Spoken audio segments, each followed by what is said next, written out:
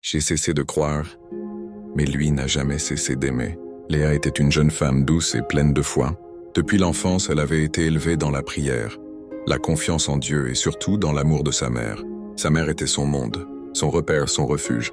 Chaque nuit, elles priaient ensemble. Chaque dimanche, elles s'asseyaient côte à côte à l'église. Léa disait souvent « Si Dieu écoute quelqu'un sur cette terre, c'est bien maman. » Mais un jour, le monde s'écroula.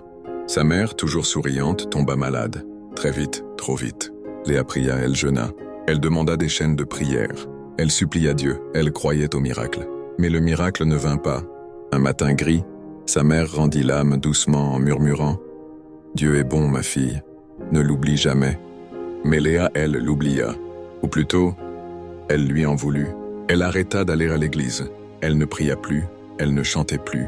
Elle regardait le ciel en silence, le cœur vide, et répétait « Tu l'as prise. Tu m'as laissé seule. À quoi bon croire encore ?» Les mois passèrent. Tout en elle s'était figé.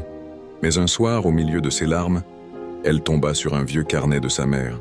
À la dernière page, il y avait une phrase écrite à la main. « Si un jour tu perds tout, même ta foi, sache que ma prière t'accompagne et que Dieu te cherche encore. » Cette nuit-là, Léa rêva. Elle était dans un désert, seule, brisée, fatiguée. Elle criait vers le ciel « Seigneur, pourquoi je ne te vois plus ?» Et dans le silence, une voix lui répondit doucement « Parce que je suis en train de te porter. » Elle se réveilla en larmes, mais pour la première fois depuis longtemps, ce n'étaient pas des larmes de douleur, c'étaient des larmes de paix. Léa ne retrouva pas sa foi en un instant. Mais ce jour-là, elle comprit que même quand elle ne sentait plus Dieu, il était là, silencieux peut-être, mais présent, invisible mais fidèle. Elle se remit à prier, lentement, sincèrement, et dans le silence, elle entendit à nouveau sa voix.